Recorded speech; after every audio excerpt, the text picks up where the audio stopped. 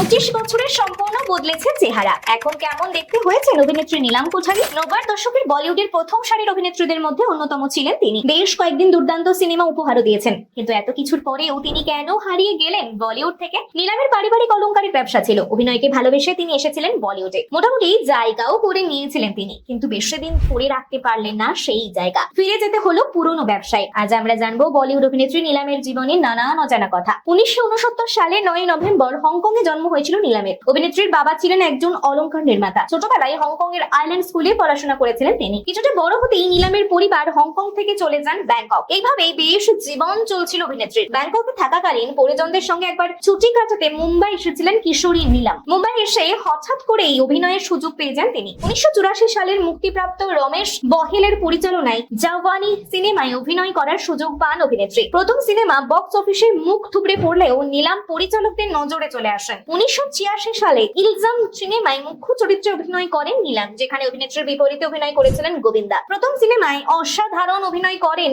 এই অভিনেত্রী এবং এই জুটি মানুষের নজর কেড়ে নিয়েছিল। এরপর একসঙ্গে প্রায় 14টি সিনেমায় গোবিন্দার সঙ্গে অভিনয় করেছিলেন অভিনেত্রী। তবে এই দুটি শুধু পর্দায় সীমাবদ্ধ থাকেনি। গোবিন্দার সঙ্গে নীলামের সম্পর্ক এগিয়ে গিয়েছিল অনেকটাই, কিন্তু সুনিতার সঙ্গে গোবিন্দার বাগদান পর্ব হয়ে যাওয়ায় গোবিন্দার মা এই সম্পর্কে রাজি হননি। গোবিন্দা ছাড়াও চাঙ্কি পান্ডের সঙ্গেও বেশ কয়েকটি সিনেমায় অভিনয় করেছিলেন অভিনেত্রী। হিন্দি ছাড়াও বেশ কিছু আঞ্চলিক ভাষার সিনেমাতে অভিনয় করেছিলেন নীলাম। নীলাম অভিনীত বাংলা সিনেমার নাম বদনাম, অগ্নিপথ, জখম, রণভূমি, ইন্দ্রজিৎ, পরম্পরা, সওদা সহ বহু সিনেমায় অভিনয় করেছিলেন তিনি। 1998 সালে কুছ কুছ হোতা হ্যায় এবং হাম সাথ সাথ হে সিনেমাতেও অভিনয় করেছিলেন নীলাম। হাম সাথ সাথ হ্যায় সিনেমা চলাকালীন কৃষ্ণসার হরিণ হত্যাকাণ্ডে নাম জড়িয়ে যায় নীলামের এবং তারপর থেকেই তিনি আস্তে আস্তে নিজেকে সরিয়ে নেন সিনেমা জগৎ থেকে। 2000 সালে ইংল্যান্ডের ব্যবসায়ী ঋষি শেঠিয়াকে বিয়ে করে তিনি বিদেশে চলে যান, কিন্তু সেই বিয়ে বেশি দিন দীর্ঘস্থায়ী হয়নি। এরপর প্রায় 1 দশকের বেশি সময় ধরে একা থাকার পর তিনি 2011 সালে বিয়ে করেন সমীর সোনিকে। 2013 সালে একটি কন্যা সন্তান দত্তক নিয়েছেন এই জুটি।